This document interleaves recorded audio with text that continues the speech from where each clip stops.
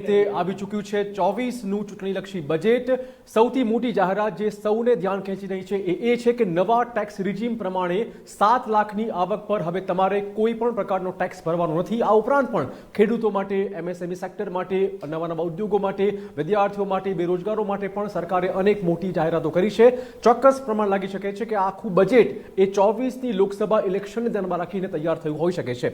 કયા પ્રકારનું રહ્યું આજનું બજેટ, આ મુદ્દે આજે આપણે વાત કરવાની છે। નિષ્ણાત પેનલ જોડાઈ ગઈ છે।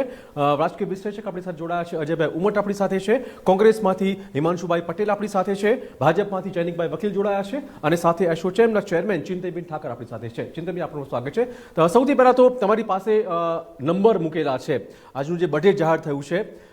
સૌથી પહેલા તમે 10માંથી કેટલા નંબર આપશો એ આપણા ઓડિયન્સને કહી દો। હિમાંશુભાઈ, આપથી શરૂઆત કરીશ। હા, 0। ઓકે, ના, આપ હાથમાં રાખો। અજયભાઈ, કેટલા નંબર આપશો? હું 7 માર્ક આપીશ। ઓકે, 7, 3 માર્ક આપી લીધા છે। હા, ચિંતનભાઈ શું? ઓકે, 10માંથી 10 એમ? અને જૈનિકભાઈ, ઓકે, આપ હાથમાં રાખો, ઓડિયન્સને જોવા દો કે કેટલા નંબર તમે આપ્યા છે। તો કોંગ્રેસ તરફથી 0 માર્ક, સાવ 0 માર્ક, વિશ્લેષક કહે છે 7 માર્ક, 3 માર્ક શેના કાપે આપણે પૂછવાનું છે। એસોચેમ એટલે ઉદ્યોગમાંથી 10માંથી 10 માર્ક આપી રહ્યા છે અને ભાજપમાંથી ઓબ્વિયસલી 10માંથી 10 માર્ક મળી રહ્યા છે।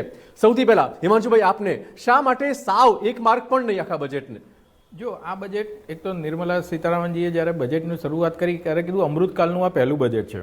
પહેલું અમૃતકાલ તો એમનો અમૃત મહોત્સવ તો છેલ્લા 2 વર્ષથી ચાલતો હતો અને અત્યારે પહેલું બજેટ કઈ રીતના ડિફાઇન કર્યું એટલે એમને એક પૂછવું પડે કે જે તમે કઈ રીતના નવા જેમ નવું ટેક્સ રિજીમ ડિફાઇન કર્યું એવું નવું બજેટનું રિજીમ ડિફાઇન કર્યું છે।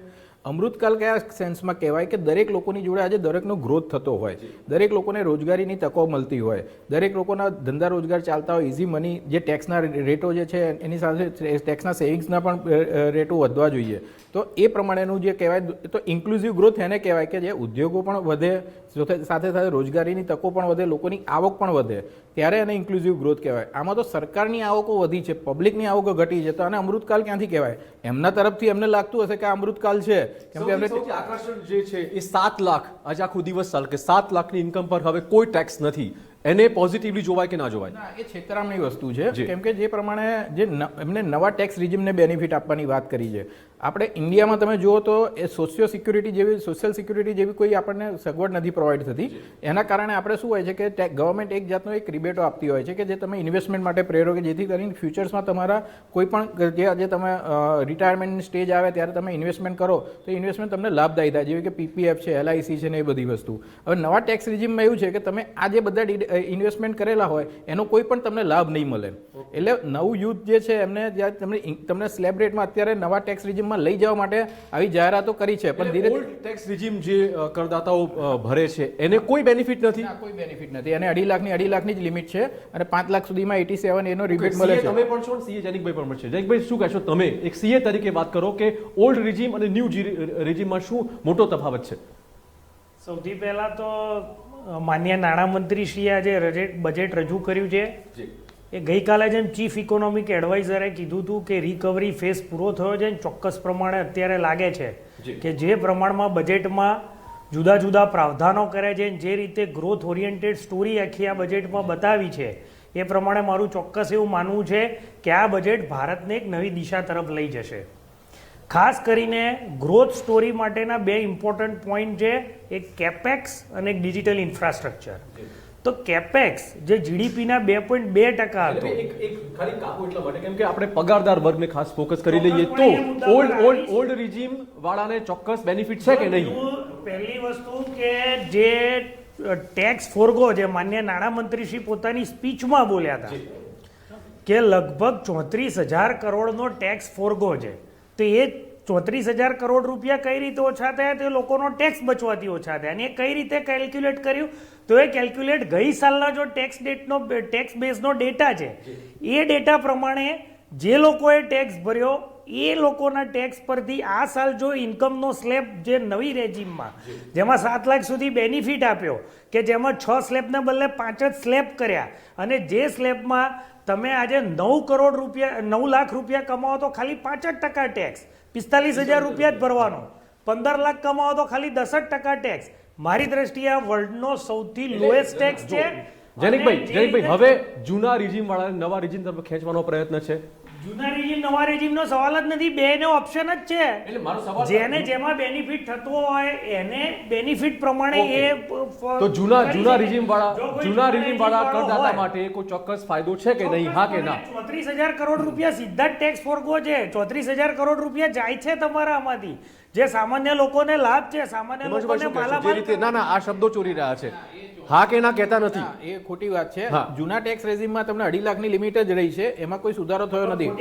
ખોટી વાત છે એવું. એક મિનિટ, ના ખોટી એટલે 34,000 ને એમની નહીં ગેરમાર્ગે એટલે 34,000 જે કરોડ નવા રૂપિયા ટેક્સ ટેક્સ જાય છે. આન્સર યસ ઓર નો? ના મારો સવાલ એ વાતનો હતો કે જૂની 34,000 રીજીમ કરોડ પ્રમાણે કોઈ રૂપિયા ફાયદો tax હા કે ના? જૈનિકભાઈ, ના, ના, ના. ચિરાગભાઈએ જે સવાલ પૂછેલો, હા. તમને પણ એ સવાલ પૂછેલો કે નવા રીજીમ ને જૂના હવે રીજીમ તમે કહો, ફાયદો હા. છે. એટલે એના રીજીમ ને 34,000 34,000 જૂના રીજીમવાળા જૂના રીજીમમાં ના રહે તો પણ અરે, ચાલે. ઓકે, હા, આભાસ એ બોલો. નવા રીજીમમાં ટ્રાન્સફોર્મ થઈ શકે છે. મેં તમને સવાલ એ પૂછ્યો. બેને બે મેં option તમને જ છે. સવાલ પૂછ્યો બેનો તો જવાબ answer આપ્યો જ. હા, હિમાંશુભાઈ બોલો. મેં આપ્યો જ જવાબ. ઓકે ઓકે જે ટેક્સ ફરગોટ જવાની વાત કરી રહ્યા છે નાણામંત્રી કે આવી રીતના અમે જઈશું એટલે અમને આટલો લોસ જશે, હા. જે એઝમ્પશન લોસ છે. એટલે એટલે જે assumption નહીં, ગઈ સાલના data એટલે જે પરથી વસ્તુ compare કરાય અરે મારે. પણ કમ્પેર કર્યા ઘણા બધા તમે data compare assumption કરો છો, કરેલા છે. તમે તમારી ગઈકાલની અરે પણ સ્ક્રિપ્ટ તમે- વાંચો છો, બાકી assumption નહીં. This is a fact, not fiction. અરે બોલો, ભાઈ, તમને ખબર જે જીડીપી ની વાત હતી, જે ઇકોનોમિક સર્વેમાં ગઈ સાલ કીધેલું કે 8% લાવીશું અને GDP is 7% always એમ નહીં, expected હોય, assumption GDP એમ નહીં, મારી વાત કરેલો સમજો. ના હોય. જે આ- અત્યારે આ ફરગોટ ગઈ જશે. સાલના બેઝ ઉપરથી કરેલું બજેટ હોય, perfect ભટકાઈ figure. રહ્યા છે. બજેટ- બંને ભટકાઈ રહ્યા નહીં, છે. બજેટમાં- પગારદાર વર્ગની થોડીક વાત કરી લો, એમને શું બેનિફિટ છે? મેં કીધું ઓકે એ પ્રમાણે 34,000 કરોડનો ફાયદો થાય છે. પણ કઈ રીતના આજે થાય? પણ 9 તમે લાખ સમજાવો તો રૂપિયા ખરા. સુધી ખાલી 34,000 પાછળ કરોડ સમજાવો, ખાલી સમજાવો. ચલો, 34,000 9 કરોડ લાખ કેવી રીતના થાય? જૂના રીજીમ 9 વાળા લાખ કરદાતાને શું રૂપિયા ફાયદો જૂના મળે? regime, નવા regime બેમાં અરે, option જ પણ છે. હું તમને ખાલી Say દાખલો for કહું છું. example, એટલે મેં તમને અજયભાઈ એ જ અત્યારે પૂછ્યું જૂના regime પ્રમાણે tax ભરે છે, તો અત્યારે એમને જૂના regime પ્રમાણે 75,000 tax થશે, નવા regime પ્રમાણે 45,000 રૂપિયા tax થતો હોય તો he can એ shift તમે to તમે new ફાઇનાન્સ મિનિસ્ટરની સ્પીચ regime. સાંભળો એમાં ક્યાં પ્રશ્ન છે? કે એમને જ કીધું 9 જૂના લાખ regime તમે માંથી નવા regime માં ચોક્કસપણે shift થઈ શકાય છે. આ એનો અને એટલા જ માટે એક જ વખત થાય છે, 35,000 એક જ વખત થાય છે, પછી નથી થઈ શકાતું. લાઈફમાં એક જ વખત થાય છે અને પછી નથી લાઈફમાં થઈ એક વખત નહીં તે થવાનું, તમે નહીં, જુઓ એક વાર સ્કીમમાં ગઈ વખતે reverse સ્કીમ change ના થાય. ના એટલે જ કહું છું, તે જ કહું reverse change ના છું. થાય. ના એક વાર થયું, એ તો હોય, કહું પછી છું. પાછા જવાય, પછી ના થાય. એ તો એક જ વખત કીધું ને તમને. મૂળ જે ડાયરેક્ટ કરદાતા છે એને શું બેનિફિટ? જો ડાયરેક્ટ કરદાતા હવે તો શું થયું છે જીએસટી રેજીમમાં છે ને જી જે એક મિનિટ. સોરી અજયભાઈ. જે કરદાતા 9 લાખ રૂપિયા સુધી કમાય, જે આજે તમે ઇન્ડિયામાં પહેલા 6.5 લાખ ખાલી રિટર્ન ભરાય છે, એમાંથી કેટલા લોકો 5 લાખ રૂપિયા સુધી એને રિટર્ન ભરતા હશે, 7 લાખ રૂપિયા સુધીના રિટર્ન ભરતા હશે, 9 લાખ રૂપિયા સુધીના રિટર્ન ભરતા હશે, તો એ મારી દ્રષ્ટિએ 6.5 કરોડમાંથી 80% હશે. તો આખી 130 કરોડની વસ્તીમાંથી જ્યારે ખાલી 5 કે 7% કે 10% લોકો જ 9 લાખની ઉપર આવતો હોય ત્યારે આ બહુ મોટો બેનિફિટ કહેવાય. હા બોલો. ઓકે જૈનિકભાઈ જે કહે છે ને હું તમને કહું 9 લાખ રૂપિયા એટલે 75,000 રૂપિયા પગાર તમારો દર મહિને હોય જી. તો તમે 9 લાખની પેલી લિમિટમાં આવી જાઓ. હવે દાખલા તરીકે હું એક નોકરિયાત માણસ છું, હું 50+ છું, બરાબર છે કે નહીં, તો મારી હાઉસિંગ લોન છે એના પર મેં ETC ના બેનિફિટ લેવા માટે હોઉં તો હું જૂના રેજીમમાં રહીશ, બરાબર. પણ મારો દીકરો જે છે એ નવો આવ્યો છે જી. તો એ નવા રેજીમમાં જવાનું પસંદ કરશે. પણ મારો તો તમને બંનેને સવાલ છે, જો બંને પાર્ટી લાઈન પ્રમાણે વાત કરે છે, આ 0 આપે છે ને પેલા 10 આપે છે, એટલે વાસ્તવિકતા છે ને એ ઇન બિટવીન છે. હા. હકીકત એ છે, તમે બધા પ્રમાણિકતાથી દિલ પર હાથ મૂકીને કહો કે આ દેશમાં કરદાતાઓ કેટલા, તો 6.5 કરોડ કરદાતા છે. હવે 140 કરોડની વસ્તીમાં 6.5 કરોડ કરદાતા એટલે 5% પણ ના થયા. એટલે 5% માટે જે લાભ મળ્યો એના પર આપણે આખી ટીવી ડિબેટ ચાલી રહી છે. પણ 55% લોકો કે જે કૃષિ આધારિત છે, બિલકુલ 70% લોકો કે જે ગ્રામીણ ઇકોનોમીને આધારિત છે, એના પર આપણે શું વાત કરીએ છીએ. આ બજેટ છે ને, દાખલા તરીકે નરસિંહ રાવના જમાનામાં મનમોહન સિંહનું બજેટ હતું ને, એ ગેમ ચેન્જર હતું. અરુણ જેટલીનું બજેટ, તમારા પણ વખાણ કરું છું, અરુણ જેટલીનું બજેટ હતું એ ગેમ ચેન્જર હતું, કારણ કે જીએસટી લાવ્યું ને બીજું બધું લાવ્યું. તો you can see a paradigm shift. આવું કોઈ પેરાડાઇમ શિફ્ટ આમાં નથી. એટલે આ બજેટ છે, આ બજેટ. અને બીજું હું તમને કહું કે સાહેબ તમે કહો કે 34,000 કરોડ રૂપિયાની રાહત, હવે 45 લાખ કરોડ રૂપિયાના બજેટમાં 34,000 કરોડની રૂપિયાની રાહત જે છે ને, એ ચણા મમરા જેવી છે. તમે મને કહો કે કોમોડિટીના ભાવમાં 18 થી 20% રૂપિયા 18 થી 20% વધારો થયો છે. તમારા બેંકના ઇન્ટરેસ્ટમાં હું જે મકાનનો હપ્તો ભરતો હતો એ હપ્તામાં તમે જુઓ, કાં તો મારા 20 વર્ષના હપ્તા છે એ 32 વર્ષ સુધી જાય છે, કાં પછી મારે હપ્તા જે છે એ રેટ ઓફ ઇન્ટરેસ્ટ વધ્યા, એના કારણે રિસ્ટ્રક્ચર કરાવવું પડે છે. એટલે મારા મકાનના હપ્તા વધ્યા, મારી મોંઘવારી વધી, દરેકે દરેક વસ્તુ. અને બીજું કે હું હોટલમાં જમવા જવું કે ગમે ત્યાં જમવા જવું, મારે જીએસટી ચૂકવવું પડે છે, સર્વિસ ટેક્સ આપવો પડે છે. એટલે ટેક્સના જે છે ને, એક એવું નથી કે 9 લાખ પછી મારે બીજો કોઈ ટેક્સ આપવાનો નથી. એટલે ઇનડિરેક્ટમાં હવે કસ્ટમ ડ્યુટીને બાદ કરતા બીજો કોઈ કશું તમારી પાસે રહ્યું જ નથી. અને જીએસટીમાં શું આવશે? સારું સેનેટરી નેપકિન નેપકિન પર પણ જો તમે જીએસટી નાખી દેતા હોવ તો પછી તમે કઈ વસ્તુને બાકાત રાખો છો? Okay. એટલે આમ જોવા તો તમે જઈએ 3 માર્ક્સ શેના કાપ્યા છે એમ કહો મને? 3 માર્ક તમે કાપી લીધા મેં 10 માંથી. આજી વાત હા કીધી ને હા કે એક આમ જોવા જઈએ ને તો એટલો બધો ફાયદો નથી જેટલો તમને દેખાઈ રહ્યો છે. અને બીજું કે હું બજેટને સમગ્રતા જોઉં છું. હું સ્વાર્થી માણસ તરીકે, નોકરિયાત તરીકે મને કેટલો ફાયદો થયો એ નથી જોતો. હું જોઉં છું કે રૂરલમાં શું ફાયદો થયો, હું જોઉં છું કે એગ્રીકલ્ચરલ સેક્ટરને શું ફાયદો થયો. બરાબર છે કે નહીં? ઇન્ફ્રાસ્ટ્રક્ચર ક્ષેત્રે સરકાર જે છે એ કરશે. જે સારી સ્કીમ છે, દાખલા તરીકે વિવાદથી વિશ્વાસ, તો જૈનિક ચોક્કસ મારી સાથે સંમત થશે કે ભાઈ એ એક સારી વસ્તુ છે કે બિનજરૂરી દાવાદૂબી છે એ અટકશે. બીજું કે આ સરકાર જે છે એ એક રીતના જોવા જઈએ તો ફેસિલિટેટ કરે છે કે ભાઈ તમે ઇન્વેસ્ટમેન્ટ લાવો, ઇન્ફ્રાસ્ટ્રક્ચરમાં ઇન્વેસ્ટમેન્ટ કરો, અમે તમને સપોર્ટ કરશું. એટલે આ વખતે સરકારનો અભિગમ એવો છે કે ઇન્વેસ્ટમેન્ટને પ્રોત્સાહન આપશે, ઇન્ફ્રાસ્ટ્રક્ચર ક્ષેત્રે નહીં કરશે. અને સારી વસ્તુ જે કરી છે 1 કરોડ વાળી જે કરી છે કે એને તમે 42.5 સ્લેબમાંથી 39% લઈ ગયા, એને સરચાર્જ ઘટાડ્યો, એ મને લાગે છે કે સારી વસ્તુ છે. એટલે મને બજેટમાં આમ બીજું બિનજરૂરી ટીકા કરવા જેવું નથી. હું ટીકા કરવા ખાતર માત્ર ટીકા નથી કરતો, પણ આમ બજેટમાં આમ જોવા જઈએ તો વધુ સારું કરી શકાયું હોત. ના, બહુ સ્કોપ નથી. હું તમને કહું કે ભારતની, હું તમને કહું નિર્મલા થોડીક ઉદ્યોગની વાત કરી લઈએ, થોડીક ઉદ્યોગની વાત કરીએ આપણે. પણ કશું કરી શકો એમ નથી, કારણ કે વૈશ્વિક સ્તરે આપણી સ્થિતિ ચિંતનભાઈ, બહુ ઉદ્યોગો રાત માટે નાની ખાસ- ને વેશ જાજા અને 3 સંદેતા તે તૂટી એવી સ્થિતિ છે. એટલે નિર્મલાબેનની મને દયા છે. કોરોના જે affected છે એના માટે ખાસ એક મોટી જાહેરાત કરી છે. લગભગ 90% મૂડી પાછી આપવાની વાત છે. આ શું છે?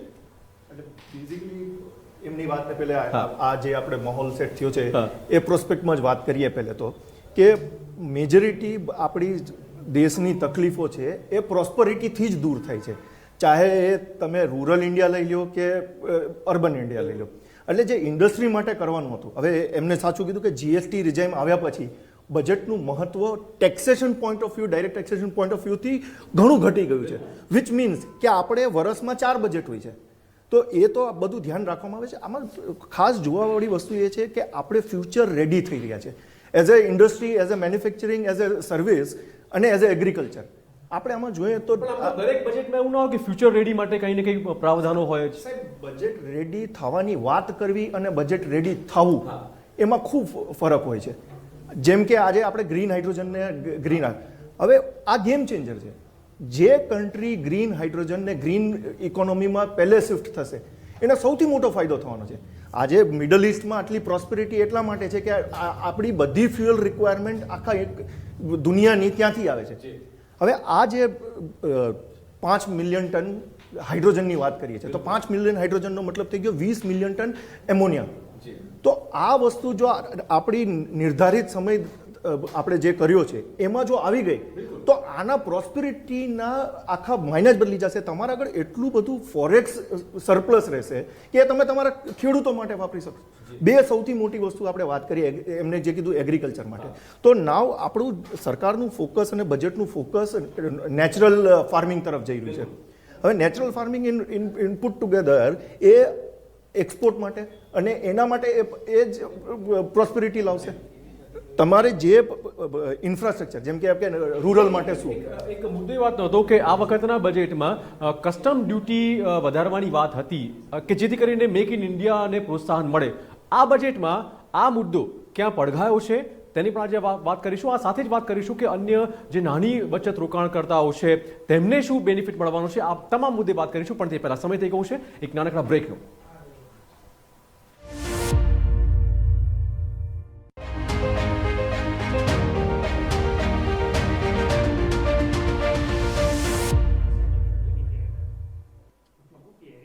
વિરામ પછી આપનું સ્વાગત છે. બ્રેક પહેલા જેમ ચર્ચામાં હતું કે અનેક દેશોની કંપનીઓ વિદેશોમાં જે કર્મચારીઓ છે તેની છટણી કરી રહી છે, એનો પડઘો શું આ બજેટમાં છે ખરો? શું નવી રોજગારની સર્જન થશે ખરું? જનકભાઈ શું કહેશો? આપનો જવાબ શું હશે નવી રોજગારી માટે? ચોક્કસપણે જો જે રીતની પીએલઆઈની સ્કીમ એ કોન્સ્ટન્ટ સરકાર ચાલુ રાખે છે, એમાં લગભગ ઈપીએફઓના જો તમે એક ડેટા જુઓ તો લગભગ 15,000થી નીચેના કર્મચારી હોય છે ને એમાં 27 કરોડ જેવા અત્યારના ટોટલ ખાતા થયા છે. તે જ રીતે આપણે આ બજેટમાં એમએસએમઈને ખૂબ મોટો ફાયદો કરવામાં આવ્યો છે.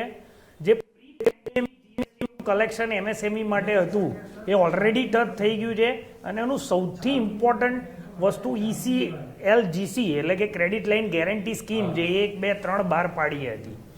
આ બજેટમાં પણ એ ચાલુ રાખી અને લગભગ 9,000 કરોડ જેટલા એક્સ્ટ્રા રૂપિયા ફાળવવામાં આવ્યા છે ને એ સિવાય પણ હજી વધુ ફાળવા છે. ECLGCમાં ફાળવ્યું એને કારણે જે NPAમાં આજે દેશની ટોટલ કંપનીઓમાં 90% ઉપર કંપની MSME છે.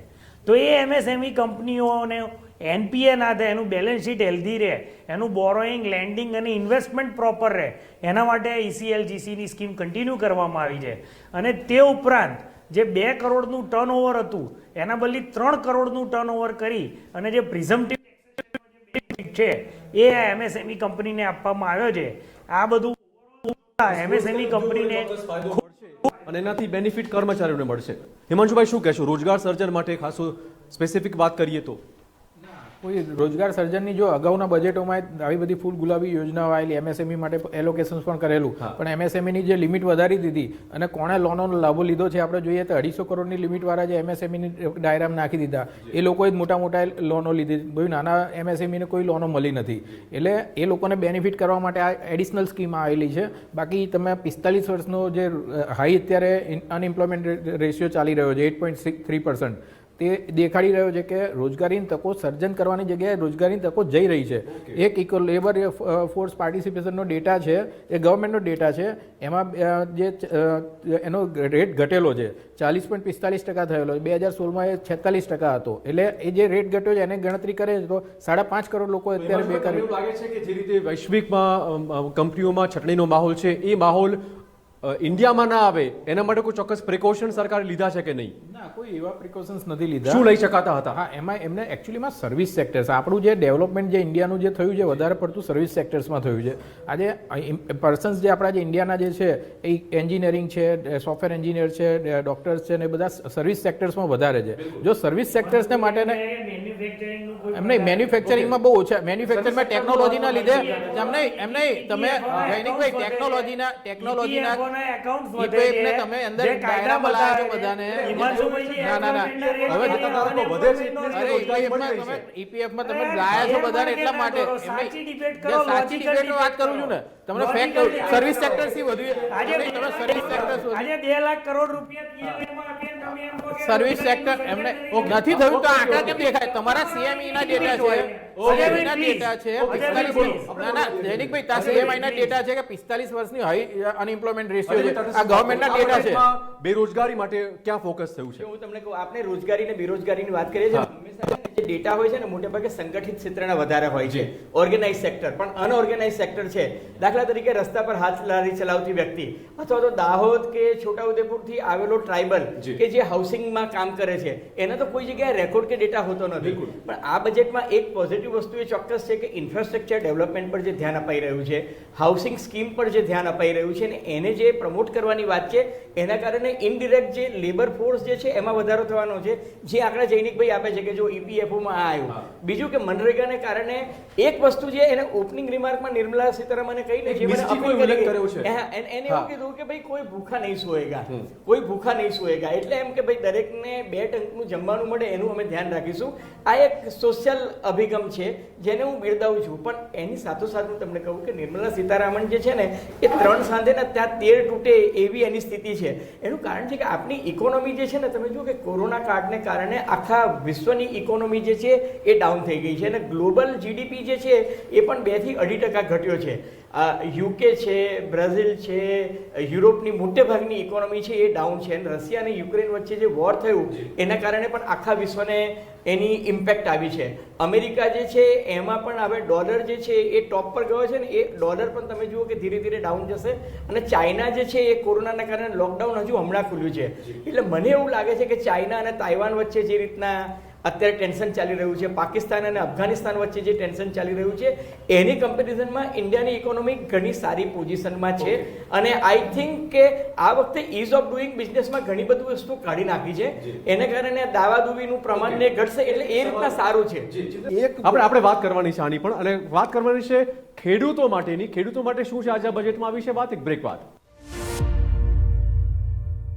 આ બજેટમાં મોબાઈલ ફોન સસ્તા થશે, ટીવી સસ્તું થશે, સિગરેટના વ્યસનીને ઝટકો ચોક્કસ મળશે, સોના ચાંદી થોડું ચોક્કસ ઝટકા આપનારું સાબિત થશે. પરંતુ ખેડૂતો માટે આ બજેટમાં શું છે? જનિકભાઈ શું કહેશો? જગતના તાત માટે કેટલું વિચાર્યું? જે ઉદ્દેશ્ય સાથે માન્ય પ્રધાનમંત્રીશ્રીએ કીધું છે કે ખેડૂતોની આવક બમણી કરવી અને એ પાથ ઉપર જ આખું જે બજેટ છે એ પણ ચાલી રહ્યું છે. ખાસ કરીને ડિસેન્ટ્રલાઇઝ સ્ટોરેજ કેપેસિટી ઊભી કરવામાં આવશે, જેને કારણે ખેડૂતોને પોતાનો માલ એ ક્યાં રાખવો એનો એક પ્રોબ્લેમ હતો, કારણ કે દરેક જોડે ઇન્ફ્રાસ્ટ્રક્ચર નહોતું. તો એક આ ડિસેન્ટ્રલાઇઝ સ્ટોરેજ કેપેસિટી ઊભી કરવામાં આવશે. તે જ રીતે એક કોઓપરેટિવ સોસાયટી બી એગ્રીકલ્ચરલ ક્ષેત્રમાં આગળ વધી શકે એના માટે કોઓપરેટિવ સોસાયટીમાં એગ્રીકલ્ચરલ સોસાયટીની એક એગ્રીકલ્ચરલ એક્સિલરેટર ફંડ એક આવક બમણી થઈ જશે. ચોક્કસપણે મારું એવું માનવું છે કે જે રીતના ખેડૂતો માટેના જે પ્રયત્ન કરવામાં આવ્યા છે, જે સતત પ્રયત્ન કરવામાં આવ્યા, ખાસ કરીને એક ડિજિટલ ઇન્ફ્રાસ્ટ્રક્ચર પણ ખેડૂતો માટે ઊભું કરવામાં આવશે. બમણી થવા માટેના જે પૂરેપૂરા પ્રયત્નો કરવામાં આવ્યા છે એ આ બજેટમાં ચોક્કસપણે કરવામાં આવ્યા. જો કોરોનામાં પણ એટલું એગ્રીકલ્ચર સેક્ટર જ એવું હતું કે જે એને આપમેળે ડેવલપમેન્ટ કરેલું હતું. સરકારે તો 3 ડ્રેકોનિયસ ફાર્મ બિલ લાવેલી હતી જેનો વિરોધ થયેલો હતો, ખેડૂતોએ બહુ વિરોધ કરેલો હતો. તેમ છતાં ખેડૂતોએ કોઈ બેનિફિટ નહોતા મળતા. એમએસપીના જે ભાવ હજુ સરકાર ટેકાના ભાવ જે કહેતી હતી કે અમે આટલા આપીશું એના પ્રમાણે પણ નથી આપ્યા અને ખેડૂતોએ એમના જે પ્રોડક્શન જે છે રોડ ઉપર નાખી દેવું પડેલું, કેમ કે એમને એ ભાવે નહોતા મળતા જે ઉપજ કરેલી. એટલે એમએસપી જ્યાં સરકારે આ બજેટમાં એમએસપી કેટલી આપીશું, ટેકાના ભાવ જે વધારે એની પણ વાત નથી કરી. ડબલ ભાવ કરવા. જૈનિકભાઈ તમે શાંતિ રાખો, તમે આવી ગયું, પતી ગયું તમારું હવે, બરાબર? એટલે તમારે જે ફાર્મરની ઇન્કમ 2016-17માં ડબલ કરવાની વાત કરતા હતા. સરકારી રિપોર્ટમાંથી એક મારે આઈનો બતાવવો છે. એક કે 2017ના બજેટમાં સરકારે કહ્યું હતું કે 2022માં ખેડૂતોની આવક બમણી થશે. એ આવક બમણી થઈ નથી, ઘટી. સાંભળો હવે 24 માં થશે એવું કહે છે. બે વર્ષ કોવિડના સાંભળો હા, એટલે હું કહું છું ના, પણ એનાથી પણ આગળ હું તમને કહું, જૈનિકભાઈ તમે તો ચાર્ટર એકાઉન્ટન્ટ છો ને આ પણ ચાર્ટર, તમે છે ને એક સરકારમાં એક ટર્મિનોલોજી હોય છે કમ્પાઉન્ડ એન્યુઅલ ગ્રોથ રેટ, બરાબર છે? છેલ્લા 10 વર્ષમાં કમ્પાઉન્ડ એન્યુઅલ ગ્રોથ રેટ જે છે એ બજેટની સાઇઝ વધી અને લગભગ 11% થઈ. પણ સાહેબ એગ્રીકલ્ચરલ સેક્ટરનું અલોકેશન છે ને -12% થયું છે સાહેબ. એ -12% થયું છે. એનો અર્થ શું કે એગ્રીકલ્ચરલ તમારી પ્રાયોરિટીમાં નથી આવતું. આ તમે છે ને ડિજિટલ સ્ટોરેજની વાત કરો છો ને આ બધું કરો, એ બધું સપ્લાય ચેઇન મેનેજમેન્ટનું પેલું IIM વાળું સગવડિયું એટલા માટે છે કે એ બધું જે છે ને જે લોકો બિઝનેસ કરે છે ને વચેટિયાઓ ફાવે છે સાહેબ. હું તમને સાદું ઉદાહરણ આપું. આ કડી કલોલના ખેડૂતો બિચારા મહેનત કરીને મરી જાય અને એના ટમેટા 20 રૂપિયા મણ આ APMCમાં વેચાય, ત્યાં પેલો રૂમાલ રાખીને નીચે આંગળી મૂકવાની ને એમાં સોદો થઈ જાય. હવે 20 રૂપિયા મણ એ બજારમાં લઈ જતો હોય ને તેને ડીઝલ અને લોરીનું ભાડું નથી. ના, હું તમને કહું એક જ મિનિટ, હું તમને કહું જે નથી થયું એ તમને કહું કે સાહેબ એક ઇનપુટ કોસ્ટ જે છે ને ખેડૂતની, એને રસાયણના ભાવ વધ્યા, એને ફર્ટિલાઇઝરના ભાવ વધ્યા, એને તમે જે ચૂકવવા પાત્ર મજૂરી જે છે એ વધી, ઇલેક્ટ્રિસિટીના ભાવ વધ્યા, પાણી જે છે તમારા સાહેબ ખેડૂત બિચારો ઉત્તર ગુજરાતના 2 ખેડૂત હમણાં લાસ્ટ વીક ઠંડીમાં પાણી વાળવા ગયા અને ઠૂઠવાઈને મરી ગયા. આ એક વાસ્તવિકતા છે. પણ પેલો જે હું તમને કહું, તમે વસ્ત્રાપુરમાં ટમેટા ખરીદવા જાઓ તો 20 રૂપિયા 500 ગ્રામ, પણ કડીનો ખેડૂત વેચે છે 20 રૂપિયે મણ બજારમાં આવીને. એટલે કહેવાનું અર્થ શું છે કે સપ્લાય ચેઇન મેનેજમેન્ટ ગોઠવાયું નથી. એટલે વચેટિયાઓ ફાવે છે, દિલ્હીના બજારમાં જે બેચનારાઓ છે ફાવે છે. પણ જે મહત્વની વસ્તુ છે PV સ્વામીનાથન કમિટીના રિપોર્ટનું જે સંપૂર્ણપણે અમલીકરણ થવું જોઈએ એ નથી થયું. એટલે હરિત ક્રાંતિમાં જે એજન્ડા બાકી રહી ગયો છે તે આ છે. એક વસ્તુ સારી થઈ કે એગ્રીકલ્ચરલ એક્સિલરેશન ફંડ જે છે એ આપવાની વાત થઈ અને એમાં 20 લાખ કરોડ ને જૈનિક 20 લાખ કરોડ રૂપિયાનું અલોકેશન જે છે એ એમાં ક્રેડિટમાં આપ્યું છે. જેથી પણ જે સૌથી મહત્વની વાત છે કે સાહેબ ઇન્સ્યોરન્સ નથી મળતું. ક્રોપ ઇન્સ્યોરન્સ નુકસાન થાય એ બિચારાને ક્રોપ ઇન્સ્યોરન્સ પેલી ખાનગી કંપનીઓ કરે છે.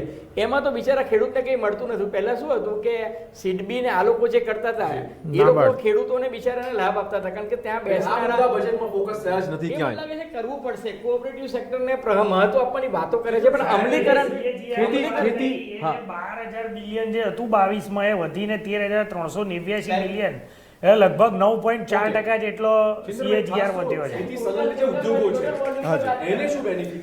સી આમાં અમારે તો જે સમજ છે કે ગવર્મેન્ટનું કામ ગવર્નન્સ છે.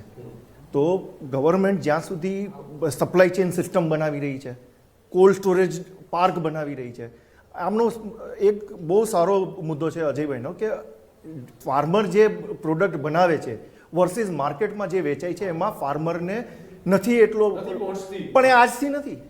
આ તો ના, યુગ એટલે એક નવા યુગ પ્રયોગ થવા એટલે જોઈએ ને. એટલે હું હા. એમ કહું છું કે જે હવે સરકાર ડિજિટલાઇઝેશન કરે છે, બિગ બાસ્કેટ્સો બનાવે છે, એમેઝોનો બનાવે છે, જ્યાં ફાર્મરને પોતાની એક માર્કેટ મળે છે, વચોટિયા તોડીને માર્કેટ મળે છે, એ ગવર્મેન્ટનું કામ છે. MSP આપ્યા રાખવું, એક you give fish or you teach fishing, તો તમારે ફિશ ડાયરેક્ટલી બનાવીને આપી દેવી છે કે તમારે ફિશિંગ શીખવાડવું છે. તો મારું એવું કહેવું છે કે માળખાકીય તમે એને જો બધી સહાનુભૂતિ મૂકી સાઈડમાં અને તમે એનું સિસ્ટમ બનાવી દેશો તો I think farmer will be directly going to market અને એના જે 20 રૂપિયાથી 2000 રૂપિયાનો જે વચ્ચેનો ફરક છે એ એને મળશે. તો એ મારા ખ્યાલથી એને એના આપણે જે લોજિસ્ટિક પાર્ક જોયા, જે ફૂડ પાર્ક જોયા, જે આ સરકારે પ્રમોટ કર્યા છે આમાં, એ એક વિષય જ છે, એ ફાર્મરનો જ વિષય છે અને I think lot of things are being attended on that બિલકુલ ફોર્મ. અજયભાઈ, ખાસ રોકાણકર્તા વિશે થોડી વાત કરીએ કે આજનું જે બજેટ છે એ જે તે નાગરિક છે, લોકોના ખિસ્સામાંથી પૈસા કાઢનારું છે કે ઉમેરનારું છે? ના, લોકોના ખિસ્સા પર આપને કાપ મૂકનારું નથી. એટલે એ દ્રષ્ટિએ તમે ચોક્કસ કહી શકો કે નડ્યા નથી આ બજેટમાં કોઈને.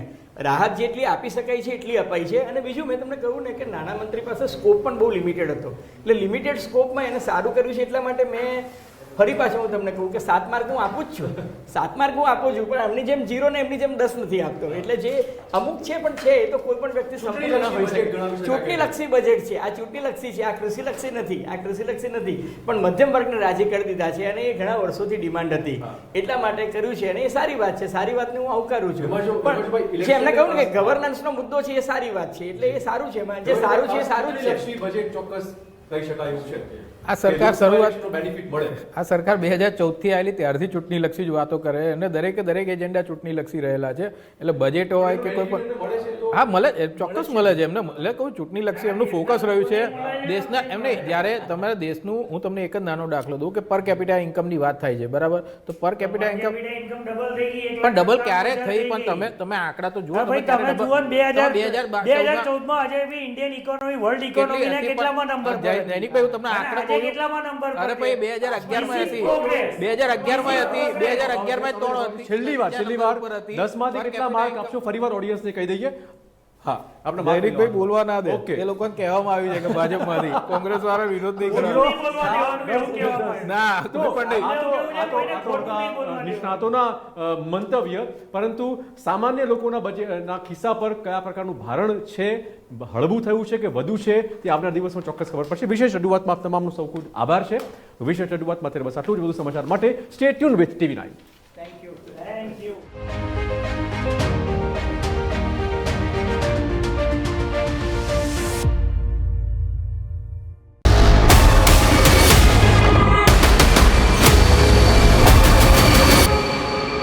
ઇલેક્શન વાળી હાઈટેક બસ આજે આવી પહોંચી છે વડોદરાના અકોટા મત વિસ્તારમાં, કે જ્યાંથી કોંગ્રેસના ઉમેદવાર ઋત્વિજ જોશી આપણી સાથે વાતચીત કરશે. ઋત્વિજજી, આપનું સ્વાગત TV9 પર. સૌથી પહેલો સવાલ એ વાતનો છે કે કયા મુદ્દાઓ થકી આપ આ વિસ્તારના લોકોને પાસે જઈને મત માંગી રહ્યા છો? સૌથી મોટો મુદ્દો જે આ વડોદરા શહેરની અકોટા વિધાનસભામાં જે પાયાની સુવિધાઓનો અભાવ છે. તમે જુઓ કે આજે પણ જે પ્રજા વેરો ભરે છે, વેરાની સામે પ્રજા શું માંગે છે કે પાયાની સુવિધા, રોડ, રસ્તા, ડ્રેનેજ, પાણી. પણ આજે 27 વર્ષથી ભારતીય જનતા પાર્ટીના કુશાસનમાં તો વિચાર કરો કે આ એક જ પાર્ટીનું શાસન આટલા વર્ષોથી હોવા છતાં આજે પણ વડોદરા શહેરમાં રોડ, રસ્તા, ડ્રેનેજ, પાણીની સમસ્યા છે. વરસાદના સમયમાં 2 ઇંચ વરસાદ પડે તો રોડ પર ખાડા પડી જાય, લોકોના ઘરમાં પાણી ભરાઈ જાય, ગટરો ઉભરાય, મચ્છરોનો ઉપદ્રવ થાય. આપણે અત્યારે જે બ્રિજ પરથી જઈ રહ્યા છે, જે બ્રિજ ઉપરથી જઈ રહ્યા છે, તમે જુઓ આ વિશ્વામિત્રી નદી, પવિત્ર ઋષિ વિશ્વામિત્રીના નામથી આ નદી છે, પણ એમાં ગટરનું પાણી વહે છે, જેના લીધે મચ્છરોનો ઉપદ્રવ થાય છે, રોગચાળો ફાટી નીકળે છે. તો 27 વર્ષથી આ લોકો સત્તામાં છે, ધારાસભ્ય ભાજપના, કોર્પોરેટરો ભાજપના અને સાંસદ પણ ભાજપના, તે છતાં પણ આ જે પાયાની સુવિધા આ લોકો આપી શક્યા નથી. અમે સંકલ્પ કર્યો છે કે અમે મહારાજા સયાજીરાવ ગાયકવાડની નગરી છે વડોદરા શહેર, અમે મહારાજા સયાજીરાવનું વડોદરા પાછું આપવા માંગીએ છીએ. જે ભાજપના શાસનમાં વડોદરા ખાડોદરા બન્યું, એ ખાડોદરાને અમે પાછું વડોદરા બનાવવા માંગીએ છીએ. ઓકે, આપ અને ભાજપ આ બેમાંથી કયો મોટો પડકાર છે અત્યારે જીત માટે તમારી? ભારતીય જનતા પાર્ટી સાથે અમારી સીધી ફાઇટ છે અને ભાજપના કુશાસનથી પ્રજા થાકી ગઈ છે અને પ્રજા પરિવર્તન લાવશે અને પરિવર્તન સંસારનો નિયમ છે અને કોંગ્રેસની પરિવર્તનની સરકાર બનશે. ઓકે, આપનો આભાર ઋત્વિકજી તમારી વાતચીત બદલ. જો અપેક્ષા રાખીએ કે તમે જે દાવાઓ કરી રહ્યા છો એ મતદાતાઓ હવે કેવી રીતે સ્વીકારે છે તે ચોક્કસ આગામી દિવસોમાં જોવું રહેશે. આપનો આભાર. તો જોવું રહેશે કે હવે આ બેઠક પર બરાબરનો જંગ કેવી રીતે જામી રહ્યો છે અને કયા મુદ્દાઓ લોકોને સ્પર્શે તેવા લાગી રહ્યા છે. કેમેરામેન હિરેન સાથે હું ચિરાગ, TV9 વડોદરા.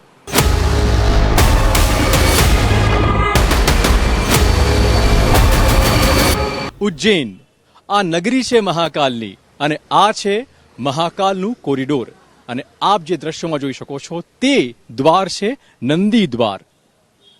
આવા અલગ અલગ 4 દ્વાર અહીંયા બનાવવામાં આવ્યા છે. વડાપ્રધાન મોદી આ જ દ્વારથી અહીંયા પ્રવેશ કરશે. અહીંના મુખ્ય આકર્ષણની વાત કરીએ તો સામેની બાજુ જોઈ શકાય છે એ દિવાલ કે જે દિવાલ પર ભગવાન શિવના જીવનના અનેક પ્રસંગોનું વર્ણન કોતરવામાં આવ્યું છે. અને બીજી આકર્ષણ છે આ થાંભલા. આ થાંભલામાં આપ જોશો તો સુંદર કોતરણી કામ ચોક્કસ છે, પણ સૌથી ધનાકર્ષક વાત છે આ અંગ ભંગીમાઓવાળી મૂર્તિઓ. આ નકશીકામ છે અને આ એ અંગ ભંગીમાઓ છે કે જે ભગવાન શિવના નૃત્યમાં જોવા મળતી હતી. તો આ 108 થાંભલાઓ ચોક્કસ વિશેષ આકર્ષણનું કેન્દ્ર બનશે. દિવાલ પર કોતરણી અને કોતરણીવાળા આ થાંભલા એ આખા આ પરિસરમાં વિશેષ આકર્ષણનું કેન્દ્ર બનવાના છે. આ ઉપરાંત પણ અનેક આકર્ષણો શ્રદ્ધાળુઓ માટે અહીંયા ઊભા કરાયા છે. 750 કરોડનો પ્રોજેક્ટ એટલે મહાકાલ કોરિડોર, જેનો પહેલો તબક્કો બનીને તૈયાર છે. આ તળાવના કાંઠે, આ તળાવ એટલે રુદ્રસાગર તળાવ, જેના કાંઠે આખો આ પ્રોજેક્ટ આકાર પામી રહ્યો છે. પહેલો તબક્કો બનીને તૈયાર છે. લગભગ 310 કરોડના ખર્ચે અલગ અલગ 8 પ્રકલ્પો અહીંયા મૂકવામાં આવ્યા છે. આપ જોઈ શકો છો કેવી રીતે ભગવાન શિવના જીવનને લગતા અનેક પ્રસંગોનું વર્ણન મૂર્તિઓ દ્વારા કરવામાં આવ્યું છે. અત્યાર સુધી ભગવાન શિવના ભક્તોએ તેમને વાંચ્યા હશે, તેમને સાંભળ્યા હશે, પરંતુ આ પરિસરમાં આવીને ભગવાનના ભક્તો પ્રસંગો જોઈ શકશે આ મૂર્તિઓના માધ્યમથી. અદ્ભુત પરિસર છે, અકલ્પનીય આખો પ્રોજેક્ટ છે અને આ મુખ્ય આકર્ષણ ચોક્કસ બની શકે તેમ છે, કેમ કે આ પરિસર જે આપ જોઈ શકો છો તેમાં ભગવાન શિવનો આખો પરિવાર તમને જોવા મળશે. ભગવાન શિવ પોતે છે જેમણે અસુરનો સંહાર કર્યો હતો. આ ઉપરાંત કાર્તિકેય, ગણેશ અને માતા પાર્વતી, આ 3 અહીંયા મોજૂદ છે. એટલે ભગવાન શિવ અહીંયા બિરાજમાન છે પોતાના આખા પરિવાર સાથે. તો આ અદ્ભુત પ્રકલ્પ છે ચોક્કસ, અને એમ કહી શકાય કે અહીંની યાત્રા એ ભગવાન શિવની યાત્રાને ચરિતાર્થ કરનારી છે, એને પૂર્ણ કરનારી છે. કેમેરામેન દીપક સેન સાથે હું ચિરાગ, TV9 ઉજ્જૈન. આવી ગયું મોદી સરકારનું અંતિમ પૂર્ણ budget. primarily benefit a hard-working middle class. તમારા માટે શું લાવ્યું budget? I propose to increase the rebate limit to 7 lakhs. સરકારે શું કર્યું સોંગું અને શું કર્યું મોંઘું? ખિસ્સું ક્યાં કપાયું અને કોના ફાળે શું આવ્યું? જુઓ બજેટનું વિશ્લેષણ સરળ ભાષામાં. જુઓ 24નું ચૂંટણીલક્ષી બજેટ દિવસભર. ઇલેક્શન વાળી બસ આજે નવસારીમાં. નવસારીની 4 વિધાનસભા બેઠકો પર બરાબરનો જંગ.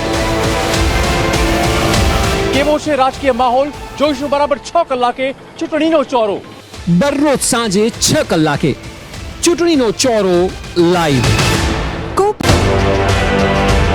સંસ્કારી નગરી વડોદરામાં પહોંચી છે ઇલેક્શન વાળી બસ. ભાજપના ગઢમાં વિપક્ષોની સાથે અપક્ષો પણ આપશે પડકાર. વડોદરામાં કેવો છે રાજકીય મિજાજ અને કેવો છે મતદારોનો મૂડ? જોઈએ ચૂંટણીનો ચોરો આજે વડોદરાથી બરાબર 6 કલાકે.